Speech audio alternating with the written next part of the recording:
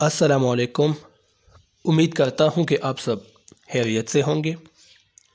آج کے ہمارے لیکچر کا عنوان نذیر اکبر آبادی ہے۔ ویسے تو انٹرنیٹ پر گوگل پر بہت معلومات اس کے حوالے سے موجود ہیں۔ اس کی تاریخ پیدائش، تاریخ وفات، جو بنیادی معلومات ہے آپ وہاں پر دیکھ سکتے ہیں۔ اس لیکچر میں ہم نذیر کے حوالے سے کچھ نیا پڑھیں گے۔ آخر تک یہ لیکچر دیکھتے رہیے۔ مجھے امید ہے کہ کچھ نہ کچھ آپ اس سے نیا سیکھ جائیں گے۔ نذیر اکبر آبادی ویسے تو دہلی میں پیدا ہوئے تھے، لیکن ان کا خاندان دہلی چھوڑ کر آگرہ یعنی اکبر آباد میں آ بسا تھا۔ یہی وجہ ہے کہ وہ خود کو اکبر آبادی لکھنے لگے۔ تو دیکھیں یہ پوائنٹ ہے، اکبر آباد کی وجہ سے نذیر خود کو اکبر آبادی کہتے تھے، اگرچہ دلی میں پیدا ہوئے تھے، لیکن پھر ان کا خاندان دہلی چھوڑ کر آگرہ میں آ بسا تھا۔ دہلی کے حالات کی وجہ سے سیاسی انتشار تھی، وہاں پر حالات ٹھیک نہیں تھے، تو دہلی سے سب نکل رہے تھے۔ تو یہی وجہ ہے کہ نذیر کا خاندان بھی دہلی سے آگرہ کی طرف کوچ کر گیا۔ تو اکبر آباد کی وجہ سے نذیر خود کو اکبر آبادی کہنے لگے۔ نذیر کی اگر ہم بات کریں تو وہ آزاد ذہن کے مالک تھے۔ وہ اپنی آزادی میں کسی کی مداخلت برداشت نہیں کر پاتے تھے۔ یہی وجہ ہے کہ انہوں نے درباروں میں جانے سے پرہیز کیا۔ اس وقت آپ نے شعراء کے حوالے سے پڑھا ہوگا، جو لکھنؤ کے شعراء ہیں وہ اکثر درباروں سے وابستہ ہوتے تھے، نوابین کے درباروں میں جاتے، ان کی شان میں قصیدے کہتے اور پھر ان سے کچھ حاصل کرتے۔ مال و دولت کے ہوس میں وہ جھوٹی تعریفیں کرتے تھے بادشاہوں کے، نوابوں کے۔ لیکن نذیر جو ہیں یہ ایک آزاد ذہن کے مالک تھے، کبھی بھی درباروں میں نہیں گئے۔ ایسا نہیں تھا کہ شاہی درباروں تک ان کی صلاحیت کے چرچے نہیں پہنچے تھے۔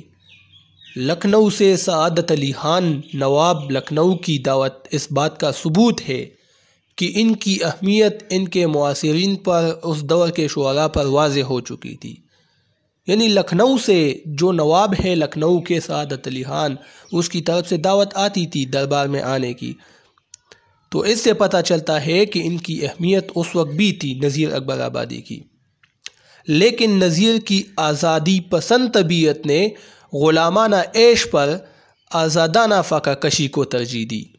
یعنی غلامانہ عیش انہوں نے نہیں کیا کہ آپ بادشاہوں کے شان میں قصیدے کہیں اور پھر عیش کریں، آپ کو مال و دولت ملے گی، لیکن نذیر نے یہ نہیں، بلکہ آزادانہ فاقہ کشی، بھوکے رہیں، فاقوں تک نوبت آئی لیکن آزادانہ زندگی انہوں نے گزاری۔ تو مطلب یہ ہے کہ آزاد ذہن کے مالک تھے نذیر اکبر آبادی۔ نذیر اکبر آبادی اپنی ذات میں ایک دبستان ہے۔ یہ فیض احمد فیض نے کہا ہے کہ نذیر خود ایک دبستان ہے۔ کیوں؟ انٹرویو میں یہ سوالات پوچھے جا سکتے ہیں، ہم تن گوش ہو کر آپ سن لیجئے، ٹھیک ہے؟ تو نذیر اپنی ذات میں ایک دبستان تھے۔ کیوں؟ کیونکہ آپ کسی مرکز سے وابستہ نہیں رہے۔ کسی مرکز سے نذیر کی بے تعلقی کی وجہ سے مورخین ادب کی تاریخ لکھنے والوں کو ہمیشہ یہ پریشانی ہوتی رہی کہ ان کا رشتہ کس دور کے ساتھ جوڑا جائے، یہ کس دبستان سے اس کا تعلق تھا۔ مورخین ہمیشہ یہی نتیجہ نکالنے پر مجبور ہوئے کہ نذیر کو اپنے آپ میں ایک عہد تسلیم کر لیا جائے۔ دیکھیں ہم نے اس سے پہلے بھی بات کی، وہ ایک آزاد طبیعت، آزاد ذہن کے مالک تھے، اسی وجہ سے وہ کسی مرکز سے جڑے نہیں رہے، کسی دبستان کی پیروی نہیں کی، نہ لکھنؤ نہ دہلی دبستان، اس کے پیچھے وہ نہیں گئے۔ آزاد طبیعت تھی، آزادانہ طور پر اپنے خیالات کا اظہار کرتے تھے۔ تو اسی لیے مورخین جب ادب کی تاریخ لکھتے ہیں اور نذیر اکبر آبادی کی بات آتی ہے تو پھر ان مورخین کے لیے پریشانی ہوتی ہے کہ اب ہم نذیر کو کیا مرتبہ دیں، اس کو کس دبستان میں ڈالیں؟ تو ان کو پھر یہ فیصلہ کرنا بہت مشکل ہوتا ہے، اور یہ پھر آخر میں یہی نتیجہ یہ مورخین نکالتے ہیں کہ نذیر خود ایک عہد ہے، ایک دبستان ہے۔ اچھا، نذیر کی اگر ہم بات کریں تو یہ ہندوستانی تہذیب کا نمائندہ شاعر ہیں۔ نذیر اکبر آبادی کو بنا کسی شک کے ہندوستانی تہذیب کا نمائندہ شاعر کہا جا سکتا ہے۔ انہوں نے ہندوستانی تہذیب کے ہر رنگ کو اپنی شاعری کا موضوع بنایا، ان پر نظمیں لکھی، یہاں کے موسم، رسم و رواج، ہندو مسلم تہواروں، عید، دیوالی، ہولی، شب برات وغیرہ پر کئی نظمیں کہی ہیں۔ ان کی بے چین طبیعت ایک نظم کہہ کر کبھی مطمئن نہیں ہوتی تھی، اسی لیے وہ ایک ہی موضوع پر مختلف عنوانات سے نظمیں لکھتے تھے۔ مثال کے طور پر ایک موضوع ہے موسم برسات، تو اس پر انہوں نے بہت ساری نظمیں لکھی ہے، بہت عنوانات دیے ہیں، ہر نظم کی اپنی ایک علیحدہ عنوان ہوتا ہے، اور نذیر اس پر نظم کہتے ہیں۔ اسی طرح اگر مفلسی کی بات ہے، دنیا کی بے ثباتی، دنیا کی ناپائیداری کی بات کرتے ہیں، تو ایک بار نظم کہنے پر اس کی طبیعت مطمئن نہیں ہوتی، لہٰذا وہ ایک ہی موضوع پر بار نظمیں لکھتے ہیں، عنوان بدل کر۔ تو وہ ہندوستانی تہذیب کا بھی ایک نمائندہ شاعر ہے۔ ذخیرہ الفاظ کی وسعت بہت زیادہ ہے، یعنی ان کے پاس الفاظ کا ذخیرہ بہت زیادہ تھا۔ ایک چیز کے لیے ایک چیز کو وہ مختلف ناموں سے پکارتے تھے، تو اس سے پتہ چلتا ہے کہ ان کے ہاں الفاظ کا ذخیرہ کتنا زیادہ ہے۔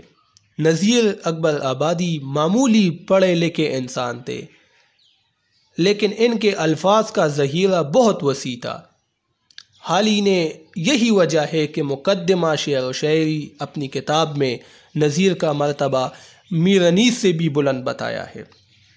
ہم کہتے ہیں، یہ بات یاد رکھیں کہ دو ہی شاعر ہیں اردو ادب میں، ایک میر انیس ہیں مرثیے کے حوالے سے جو مشہور ہیں، اور دوسرا حالی ہیں۔ یہ دو ایسے شعراء ہیں کہ جن کے پاس ووکیبلری، الفاظ کا ذخیرہ بہت زیادہ ہے۔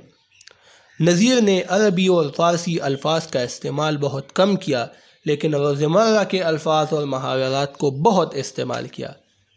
یہی سبب ہے کہ نذیر کی شاعری عوام سے قریب رہی۔ عوامی شاعر ہیں۔ نذیر اکبر آبادی کو عوامی شاعر کہا جاتا ہے۔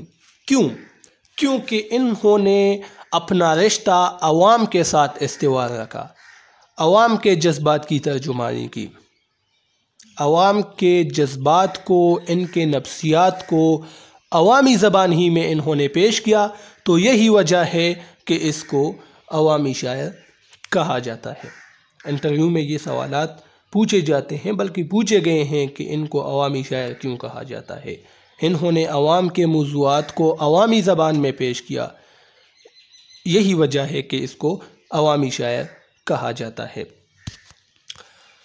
ایک ہی موضوع پر کئی نظمیں لکھی ہیں، یہ بات ہم آلریڈی میں نے اس لیکچر کے آغاز ہی میں کیا ہے کہ ایک ہی موضوع تھا، اس پر کئی نظمیں انہوں نے لکھی، کیونکہ ایک بار جب وہ ایک موضوع پر نظم لکھتے تو اس کی طبیعت مطمئن نہیں ہوتی، لہٰذا قلم اٹھاتے اور دوسری نظم لکھنا شروع کرتے۔ تو یہ بھی ان کی ایک انفرادیت ہے نذیر اکبر آبادی کی۔ نذیر اکبر آبادی شاعر اطفال بھی ہیں۔ اب آپ کہیں گے کہ شاعر اطفال کیا ہوتا ہے؟ شاعر اطفال کہتے ہیں بچوں کا شاعر۔ یہ بچوں کے شاعر بھی ہیں نذیر اکبر آبادی۔ اردو شاعری کی تاریخ میں پہلی بار نذیر اکبر آبادی نے بچوں کی شاعری کی طرف سنجیدگی سے توجہ دی اور بہت ہی آسان زبان میں بچوں کے لیے مختصر نظمیں لکھی۔ اس کا سبب یہ تھا کہ وہ تدریس کے پیشے میں تھے، تدریس کا پیشہ تھا، استادی کا پیشہ تھا، اور بچوں کے ساتھ اس کا براہ راست تعلق تھا۔ وہ بچوں کی نفسیات سے خوب واقف تھے، بچوں کی نفسیات سے، ان کے اٹھنے بیٹھنے سے، ان کے ذہن میں کیا چل رہا ہے، ان کا برتاؤ کیسا ہے بچوں کا، وہ ان سے خوب واقف تھے، لہٰذا اس کو بھی انہوں نے موضوع بنایا ہے۔ تو یہی وجہ ہے کہ اس کو شاعر اطفال بھی کہتے ہیں۔ شاعر اطفال یعنی بچوں کا شاعر، طفل بچے کو کہتے ہیں۔ آخری پوائنٹ ہے، نظیر کی نظموں پر آلریڈی میرے لیکچر موجود ہیں، اس کے فن اور فکر کے حوالے سے آپ دیکھ سکتے ہیں، لیکن آپ یہ یاد رکھیں کہ ان کے نظموں کے جو بنیادی موضوعات ہیں تو تصوف، دنیا کی ناپائیداری یعنی یہ دنیا ختم ہونے والی ہے۔ وہ کہتے ہیں نا، اس کی ایک نظم ہے نظیر کی، ٹک حرص و ہوا کو چھوڑ میاں، مت دیس بدیس پیرے مارا، قزاق اجل کے لوٹے ہیں، دن رات بجے ہیں نقارا، سب ٹاٹ پڑا رہ جاوے گا جب لات چلے گا بنجارا۔ یہ ان کے بہت ہی مشہور نظم ہے، بہت ہی خوبصورت ہے۔ تو اس میں دنیا کی ناپائیداری پر بات ہوئی کہ یہ دنیا یہ ختم ہونے والی ہے۔ ایک بنجارا جس طرح آتا ہے، اس کا ٹاٹ اپنی جگہ پر رہتا ہے اور وہ وہاں سے جاتا ہے۔ ایک استعارے انہوں نے استعمال کیا اس نظم میں۔ تو دنیا کی ناپائیداری، تصوف، مناظر قدرت، برسات وغیرہ، مفلسی، انسانی نفسیات کی عکاسی، ہندو مسلم رسومات، عید، شب برات، دیوالی وغیرہ اور ہندوستانی تہذیب ان کی نظموں کے خاص موضوعات ہیں۔ تو یہاں پر ہمارا لیکچر بھی اختتام کو پہنچا ہے۔ مجھے امید ہے کہ آپ نظیر کے حوالے سے کچھ نیا سیکھ چکے ہوں گے۔ کمنٹ میں اپنے خیالات کا اظہار کیجیے۔ اسی کے ساتھ مجھے اجازت دیجیے، انشاءاللہ نیکسٹ لیکچر میں ملیں گے۔ اللہ حافظ۔